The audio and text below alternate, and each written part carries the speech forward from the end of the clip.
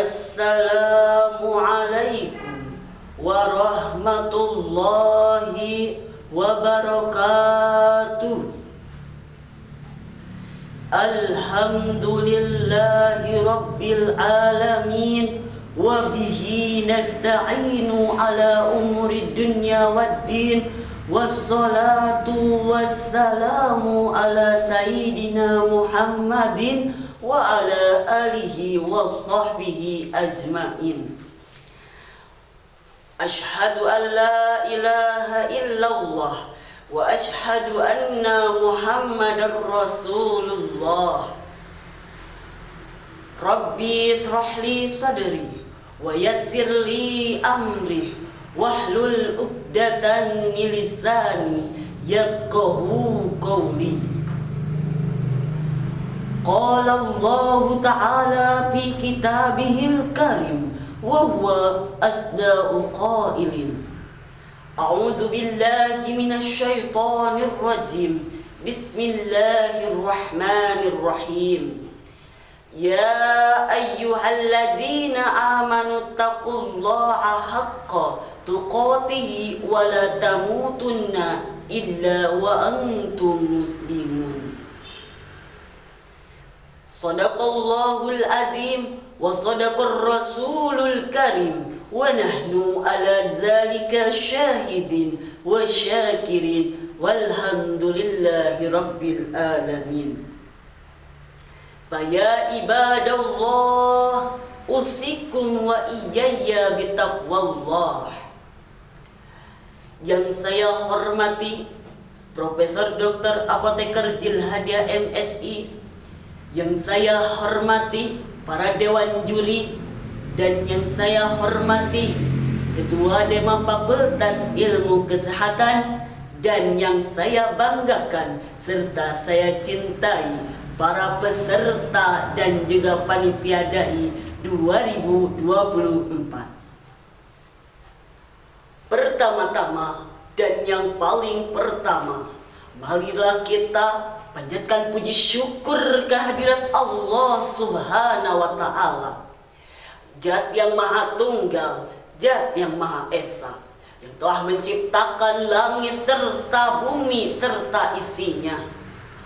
Tak lupa juga sholawat serta salam marilah kita curahkan kepada baginda kita, yakni Habibana wa Nabiyana wa Maulana Muhammad sallallahu alaihi wasallam, kepada keluarganya, kepada sahabatnya, serta kepada tabi'in tabi'atnya, dan juga kepada kita selaku umatnya.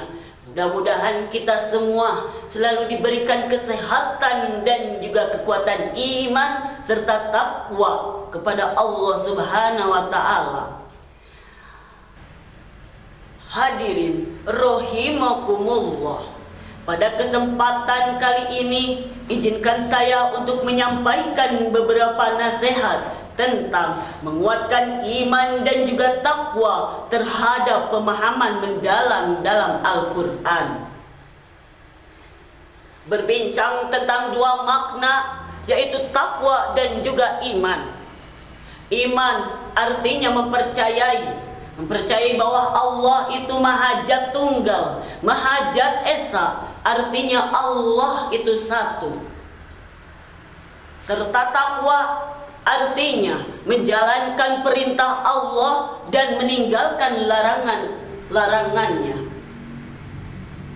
Di mana perintah Allah yaitu kita harus menjalankan suatu taat kepadanya, seperti ibadah dan juga menjalankan syariat-syariat yang ada di ajaran agama Islam.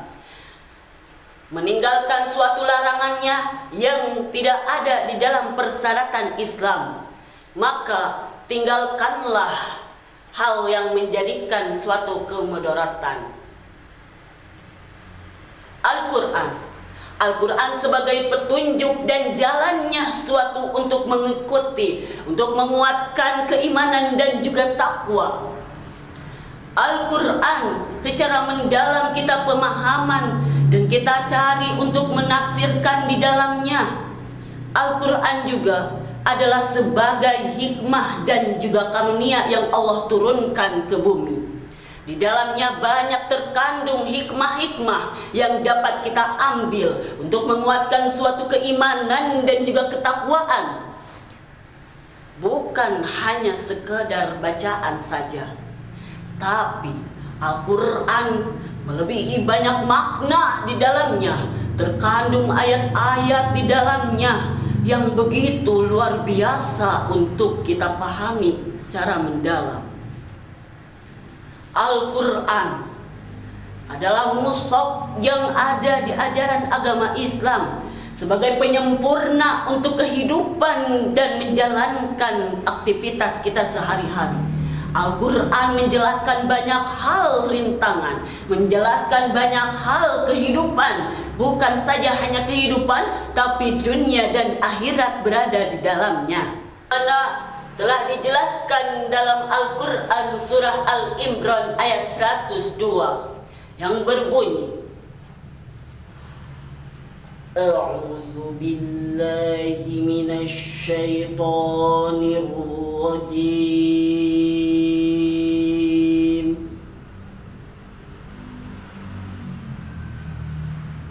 Bismillahirrahmanirrahim.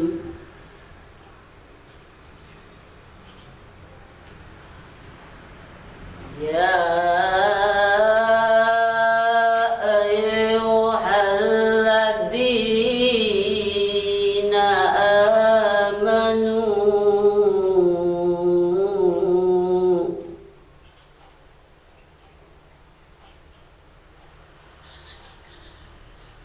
Ya ayyuhalladzina amanu taqullaha haqqa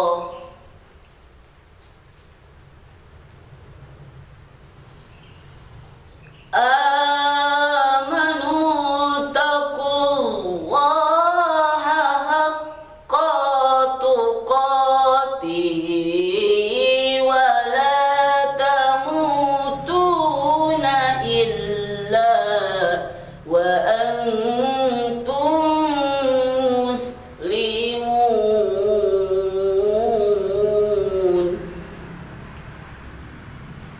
Artinya, wahai orang-orang yang beriman, bertakwalah kalian kepada Allah Subhanahu wa ta'ala dengan sebenar-benarnya, dan janganlah kalian mati kecuali dalam keadaan muslim. Sebagaimana bertakwalah kepada Allah, wahai orang-orang yang beriman. Artinya iman, mempercayai bahwa Allah itu Maha Tunggal, Allah Maha Esa, dan Allah lah yang menciptakan langit dan bumi serta isinya.